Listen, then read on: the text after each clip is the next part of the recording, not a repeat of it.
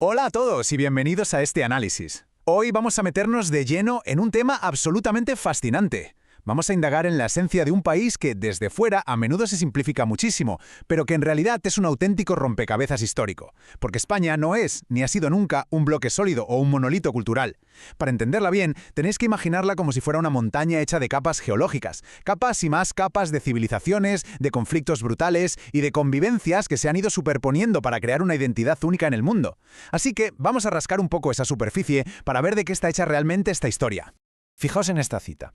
Es súper curioso cómo el escritor francés Jean de La Fontaine supo captar hace ya un montón de siglos esa percepción tan particular que se tenía desde fuera del carácter español. Habla de un orgullo feroz, ¿verdad? Y es que históricamente ese carácter se ha confundido a menudo con pura arrogancia desde el extranjero. Pero cuando escarpas un poco, te das cuenta de que no es eso.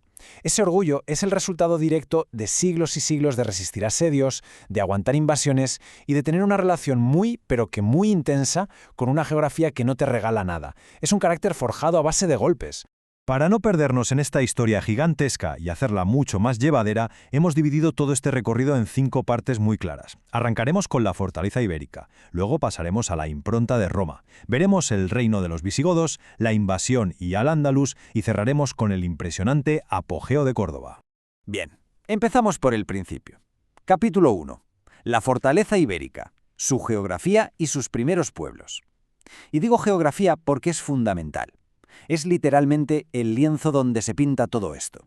A ver, si cogéis un mapa, os daréis cuenta de que la península ibérica parece una fortaleza gigante. Es una especie de pentágono supercompacto, aislado de Europa por esa enorme barrera que son los Pirineos, y al mismo tiempo asomándose a África por un estrechito de agua de nada de apenas 14 kilómetros.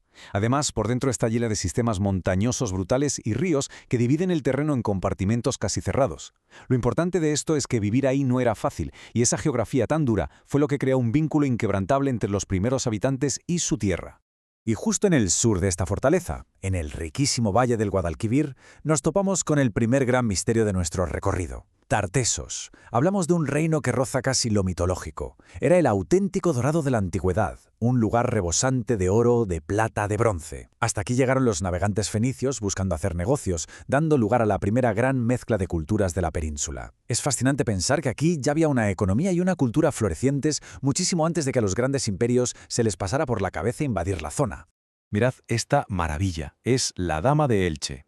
Si queréis entender la sofisticación de las personas que vivían allí, solo tenéis que observar el detalle de esta escultura íbera del siglo IV a.C. Fijaos en el cuidado casi obsesivo por los adornos, en esos tocados gigantescos. Nos demuestra de una forma espectacular que, mucho antes de que se mezclaran con las tribus celtas del norte, ya existía allí una cultura indígena con una personalidad y una estética súper definidas y originales. Pero claro, una tierra tan rica es imposible que se quede aislada para siempre. Échate un ojo a esta cronología porque es un no parar. Primero llegan los fenicios a comerciar, luego los griegos montan sus colonias en la costa, todo más o menos pacífico. Pero en el año 237 a.C. se acabó la paz. Llega la ocupación militar de Cartago. ¿Y qué pasa cuando Cartago se instala allí? Pues que llama la atención de la mayor apisonadora militar de la época, Roma. El escenario para el primer gran choque de titanes estaba servido.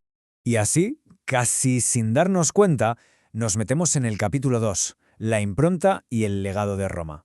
Porque la llegada del Imperio Romano no fue precisamente suave. Abrió una brecha enorme en esa fortaleza antigua y lo cambió absolutamente todo. Hay 2 momentos de esta época que ponen los pelos de punta. Hablo de los asedios de Sagunto y de Numancia. Fueron asedios eternos, agonizantes, donde la población local tomó una decisión durísima. Decidieron prenderle fuego a sus propias ciudades y quitarse la vida de forma colectiva antes que rendirse y ser esclavizados por el extranjero. Es algo atroz, sí, pero demuestra esa voluntad de independencia feroz de los celtíberos. Para Roma, asimilar este territorio no fue un paseo militar, fue una pesadilla de sangre y fuego que les costó casi 2 siglos pacificar por completo. Ahora, una vez que Roma por fin logró aplastar la resistencia, la transformación fue brutal. No se limitaron a mandar, vertebraron todo el territorio. Nos dejaron el latín, que unificó a todas las tribus bajo un mismo idioma. Levantaron obras de ingeniería que son una auténtica locura, como el acueducto de Segovia o el puente de Alcántara, que, oye, siguen ahí en pie.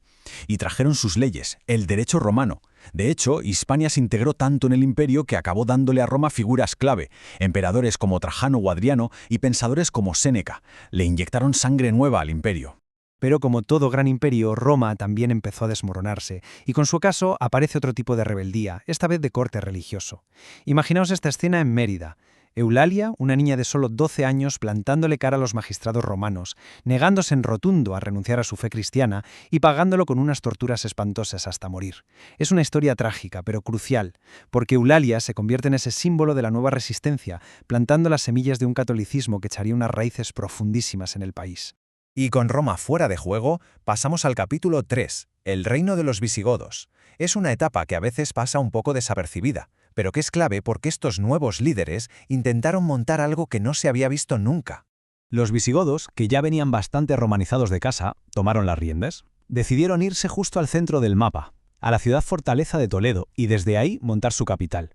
Y ojo porque aunque eran una minoría invasora, consiguieron algo tremendo: poner los cimientos del primer estado hispánico centralizado. Lograron que los antiguos habitantes romanos y los recién llegados se unieran bajo una única religión, el catolicismo, y unas mismas leyes para todos. Sobre el papel sonaba genial.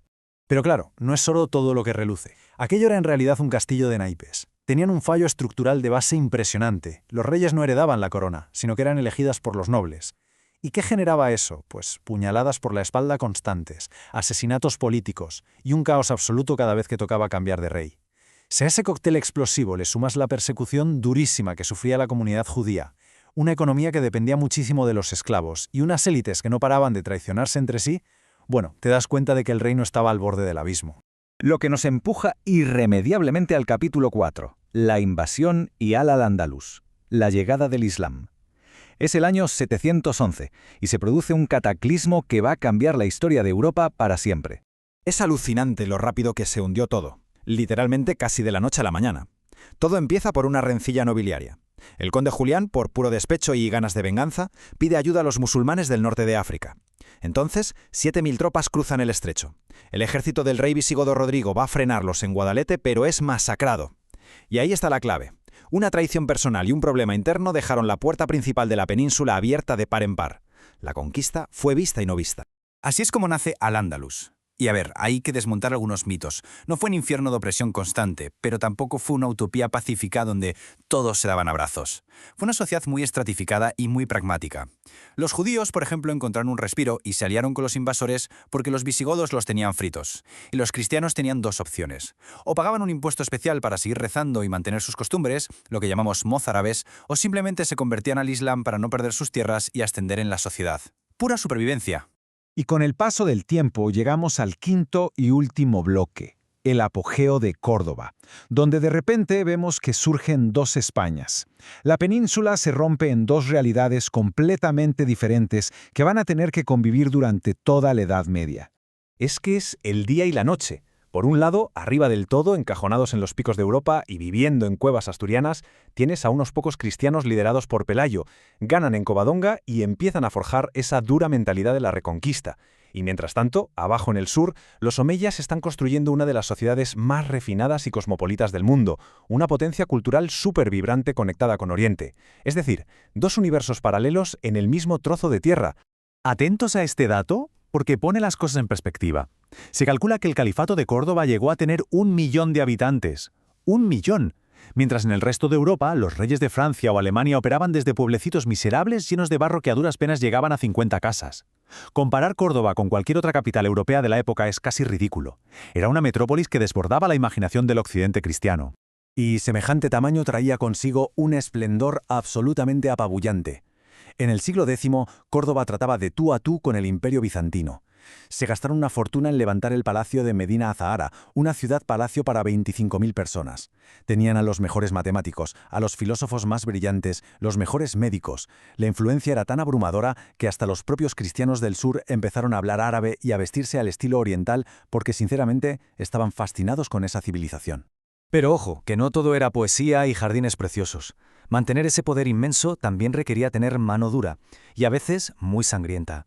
Seguramente os suene la famosa frase de pasar una noche toledana. Viene de una historia real, en la que los gobernantes invitaron a cientos de nobles locales que estaban siendo un poco rebeldes a un banquete impresionante. ¿Y qué pasó? Que según iban entrando, los iban decapitando en secreto y tirándolos a un foso. Tras esa capa de esplendor y luces, había una política de represión brutal que mantenía el califato funcionando a raya.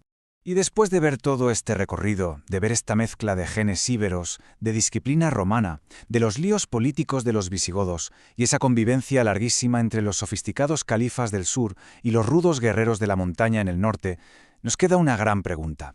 ¿Creéis que toda esta inmensa coctelera hace que España sea la base de lo que consideramos Europa?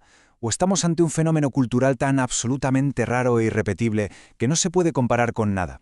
Ahí os dejo esa reflexión para que le deis una vuelta. Ha sido un auténtico placer hacer esta exploración con vosotros. Nos vemos en el próximo análisis.